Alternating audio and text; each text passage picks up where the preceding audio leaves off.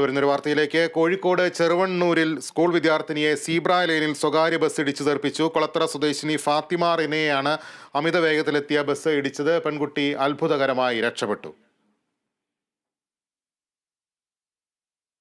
വിവരങ്ങളുമായി റിയാസ് KMR ചേരുന്നു. റിയാസ്, ആ ദൃശ്യങ്ങൾ തന്നെ വലിയ ഞെട്ടലുണ്ടാക്കുന്ന ദൃശ്യങ്ങളാണ്. എപ്പോഴായിരുന്നു സംഭവം? ഈ കുട്ടിയുടെ ആരോഗ്യസ്ഥിതി എങ്ങനെയുണ്ട് ഇപ്പോൾ? ലിബിഷെ, കഴിഞ്ഞ ദിവസമാണ് ഈ സംഭവം നടന്നിട്ടുണ്ടായിരുന്നത്.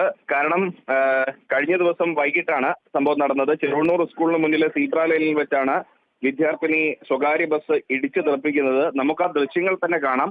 ആ കുട്ടി വളരെ ശ്രദ്ധാപൂർവം ഈ സീബ്ര ലൈൻ മുറിച്ചു കടക്കുന്നു. അതിനിടെ ഈ സ്വകാര്യ ബസ് അമിത വേഗതയിൽ വരുന്നു. അതായത് കോഴിക്കോട് നിന്ന് മഞ്ചേരി വഴി കാളികാവിലേക്ക് പോകുന്ന പാസ് എന്ന് പറയുന്ന സ്വകാര്യ ബസ്സാണ് കുട്ടിയെ ഇടിച്ചത്.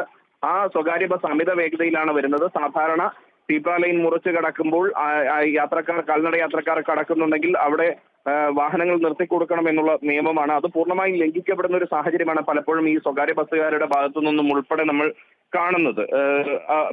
അതിന്റെ ഒരു ഉദാഹരണം കൂടിയാണ് ഈ കുട്ടിയെ ഇടിച്ചു തെറിപ്പിക്കുന്ന ഒരു സാഹചര്യമാണ്. കൊളത്തറ സ്വദേശിനിയായ ഫാത്തിമ റിന എന്ന തയ്യൽ ഹൗസിൽ ഫാത്തിമ റിന എന്ന് പറയുന്നത് 18-കാരിയെയാണ് ഇടിച്ച് തെറിപ്പിച്ചത്.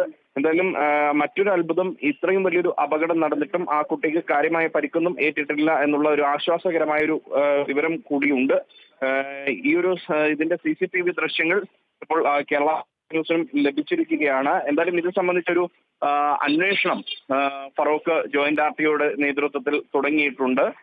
ഈ ബസ്സിനെതിരെ നടപടി വന്നേക്കുമെന്നുള്ള വിവരങ്ങളാണ് നമുക്ക് ഈ ഘട്ടത്തിൽ ലഭിക്കുന്നത്.